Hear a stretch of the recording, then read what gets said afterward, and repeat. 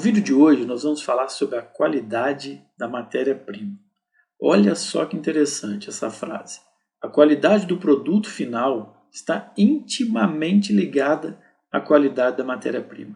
Essa é uma grande verdade. Eu só vou conseguir um produto final de excelente qualidade se eu partir de uma matéria-prima de excelente qualidade. Então nós vamos ver alguns detalhes que nós temos que estar atentos na seleção da matéria-prima para a fabricação de fermentados. O RISPO-A, ele nos fala que leite é o produto oriundo da ordenha completa, ininterrupta, em condições de higiene de vacas sadias, bem alimentadas e descansadas. Esse é o conceito de leite. Eu gosto muito de um outro conceito e eu vou explicar por que para vocês. Olha só. Leite é o produto íntegro da ordenha completa e ininterrupta de uma fêmea leiteira sã, bem alimentada, não fatigada, recolhida higienicamente, sem conter colostro. Opa! Sei de cor e salteado. Então isso quer dizer que eu produzo leite de qualidade? Não depende só da teoria. Esse conceito ele é de 1908. Isso mostra pra gente que a teoria já é bem antiga. A gente já sabe como fabricar leite, produzir leite de qualidade. A grande questão é colocar em prática essa teoria. E aí vamos ver alguns pontos interessantes. Primeiro, fêmea leiteira sã. Aí nós estamos falando de sanidade animal. Todos aqueles controles de vacinação, a questão de mamite, todas essas questões de saúde animal vão interferir na qualidade do leite, que vão levar a células somáticas, hein? Olha só como é que está ligado à sanidade. Bem alimentado é trato. A gente sabe que o leite é reflexo do trato do animal. Então eu tenho que ter um animal bem alimentado para eu ter um alto teor de proteína, para ter um alto teor de extrato seco. Isso tudo vai estar dependendo também da alimentação. A gente sabe que a qualidade do leite começa antes do nascimento do animal. Começa na seleção genética. Tem a ver com raça, tem a ver com adaptação àquele clima. Mas vamos falar aqui desses conceitos teóricos aplicados à prática, e a gente já está vendo que a questão de qualidade é um pouco mais complexa, não é não? Olha só, não fatigada, manejo. Animal cansado, fatigado, vai produzir um leite de não tão boa qualidade, não é não? Recolhido higienicamente, boas práticas de ordenha. Eu posso fazer tudo, todo o controle, mas se eu tiver problema de prática de ordenha, se eu tiver problema de higiene, eu vou contaminar esse produto e eu posso ter uma contagem alta de bactérias e aí eu vou perder a qualidade desse leite. Sem conter colostro, questão do leite até os 7 dias da aparição. Então olha que interessante, conceito com mais de 110 anos, nós já tínhamos um conceito teórico de como produzir leite com qualidade. A grande questão é transformar essa teoria em prática. E a gente sabe que isso envolve uma série de outros fatores. A composição centesimal do leite ela vai variar exatamente de acordo com a raça, com o período do ano, com a sazonalidade, com questões genéticas. Mas nós temos aqui umas faixas que fiquem aí para vocês, né? Principalmente extrato seco, é muito importante para leites fermentados. A questão da gordura vai variar muito de raça e a gente vai ter aqui como controlar isso com a padronizadora, a desnatadeira. Então a gente consegue tirar gordura. Se eu for produzir um fermentado desnatado, semi-desnatado, eu tenho como retirar essa gordura. A questão da proteína é muito importante também. A gente tem um elevado teor de proteína para a gente consiga um extrato seco mais alto e uma viscosidade boa. Então a gente tem já desde essas questões de composição físico-química do leite também uma relação com sazonalidade, trato, manejo e tudo isso, né? Bom, leite ordenhado, em seguida refrigerado num tanque, a gente chama de tanque de expansão, devendo ficar aí por no máximo 48 horas abaixo de 4 graus, para que não haja o crescimento exagerado de bactérias, principalmente as psicotróficas, que são bactérias que podem crescer a temperatura de 7 graus, por exemplo, temperaturas mais baixas, e a gente vai ver daqui a pouquinho produzir proteases e lipases termorresistentes. Esse leite é transportado até um laticínio. Chegando ao laticínio, a gente vai fazer a análise desse leite. Agora vamos acompanhar a grande questão aqui envolvendo o que pode acontecer do momento da ordenha até o processamento desse leite. Primeiro, o leite ao sair, ele sai com uma carga bacteriana pequena, né? Ele não sai estéril, mas ele sai com uma carga bacteriana pequena, que vai aumentar de acordo com as condições de higiene dessa ordenha, dos utensílios, do ambiente, se foi feito uma higienização correta dos tetos do animal. Então a gente vai ver que eu posso ter um leite de excelente qualidade no exato momento da ordenha e depois esse leite começar a receber contaminações ambientais. Bom, e o que pode acontecer? Primeiro, uma elevação de acidez, seriam as bactérias fermentando a lactose, produzindo ácido lático, e aí você vai ter um aumento da acidez e a gente vai falar de uma diminuição da estabilidade térmica do leite. O que é a estabilidade térmica do leite? É a capacidade que ele tem de resistir ao aquecimento.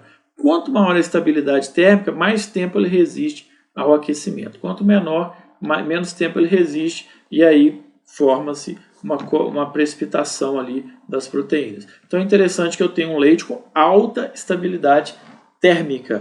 Para isso eu tenho que ter baixo micro-organismo, com baixa fermentação e baixa produção de ácido. Isso era muito comum na época que o leite era ordenhado, levado para os laticínios ainda quente, né? Eu sou da época que se recebia leite em latão, fazia lisarol na plataforma, latão por latão. E o que a gente estava tentando detectar ali? Se aquele leite estava ácido. E normalmente passava de 11 horas, 10 e meia, 11 horas, começava o leite a chegar ácido. Porque ele era ordenhado às 4 da manhã, ia para o latão, ficava na beira da estrada, o caminhão passava, recolhia esse leite sem resfriamento, as bactérias presentes ali mesofílicas, termofílicas, mesofílicas, mas cresciam bem a temperatura, o leite saía 36, 37, 36,5, 37, e depois ele resfriava um pouquinho, mas fosse um dia quente, o latão no sol, ele chegava no laticínio, você fazia o lisarol amarelo, hein?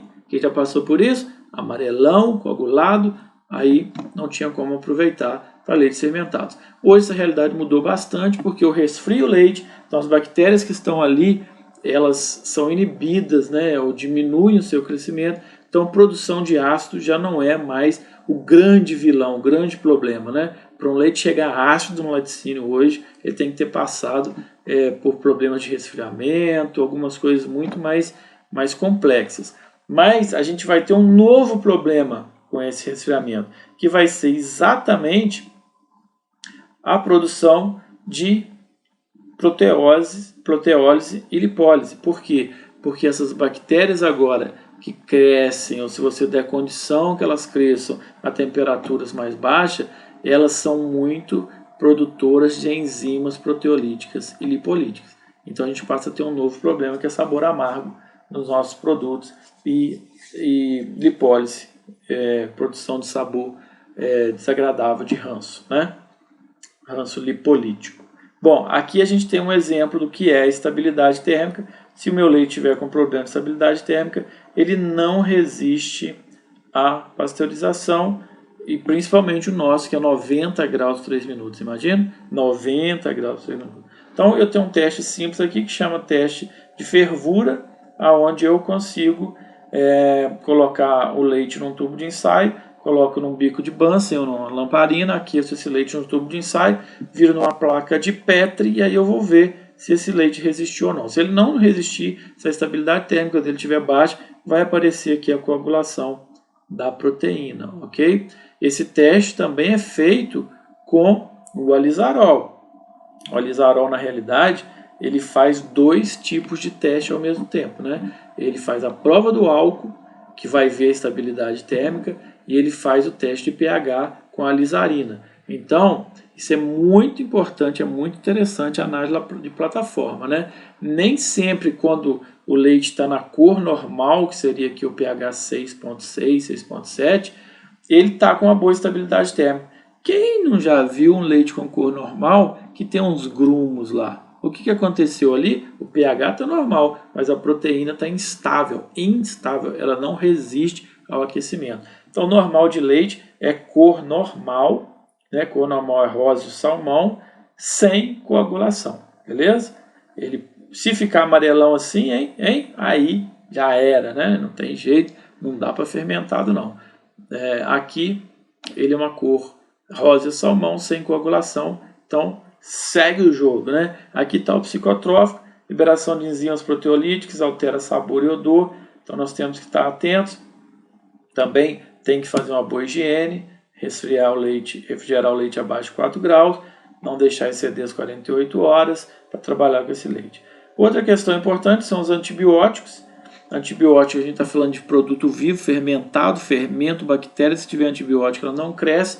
Então, a gente tem que tomar a questão da carência, né? Se porventura usar antibiótico no animal porque ele está com mamite ou alguma coisa, respeitar o período de carência e descartar esse leite. Alguns laticínios têm algumas políticas interessantes aí para estar monitorando isso. Claro que na plataforma ou no laticínio é obrigatória a análise de antibiótico. O leite com antibiótico ele não pode ser utilizado, hipótese alguma, não pode ser recebido.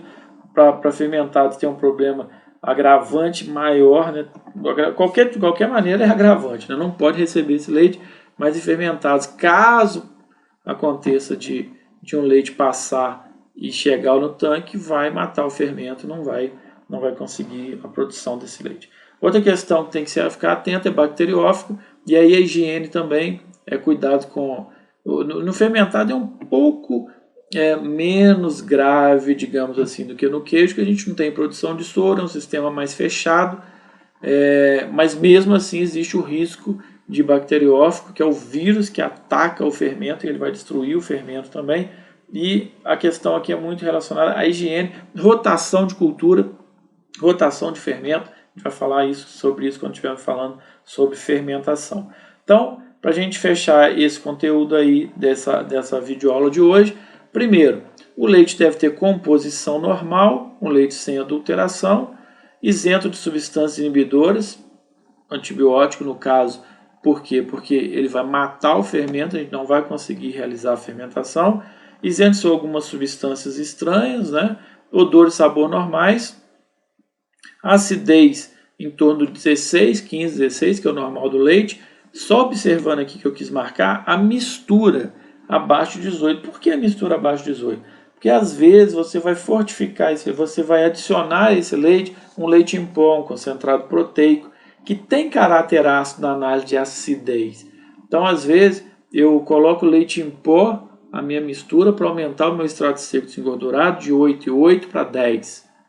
Quando eu fizer uma dosagem de acidez, vai dar um pouco mais alto, porque eu tenho um elevado teor ali de proteína, que é dosado como ácido. O extrato seco elevado e o elevado de conteúdo de proteína dentro desse extrato seco, porque eu consigo aumentar minha viscosidade com essa proteína, né? Aqui nós estamos falando de um produto, por exemplo, copinho, iogurte natural, tradicional natural no copinho, onde eu consigo, a partir de um leite com teor de proteína mais alto, ter uma viscosidade mais interessante nesse produto. Hoje nós temos aí, nós vamos ver lá na frente, nas próximas aulas, né? Sobre os produtos que são adicionais de proteína, né? 14 gramas, 18 gramas, 20 gramas, 24 gramas, é a nova sensação aí. E um baixo nível de contaminação inicial. Por quê? Porque quanto maior for a contaminação inicial do leite, é sinal que eu tenho ali bactéria. Essas bactérias já produziram enzimas. Algumas enzimas são termorresistentes, elas vão dar problema lá no shelf life, dar problema lá na vida de prateleira do produto. Então eu devo tentar ao máximo reduzir essa contagem inicial do leite, mesmo porque pasteurização também não é esterilização. Algumas bactérias, e quanto maior for a contagem inicial, maior vai ser o número que sobra. Algumas bactérias vão resistir à pasteurização e elas vão competir com o meu fermento. A gente chama de NS-Lab também nos fermentados. As bactérias no starts, elas não são do fermento, né?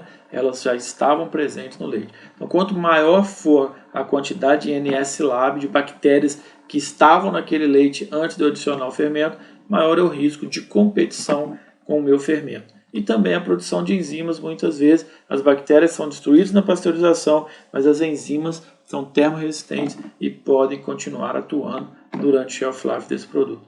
Então, essa é a nossa dica de hoje.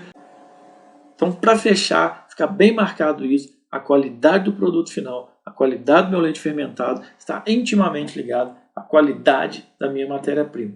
Vamos ficar bem ligadinhos nisso.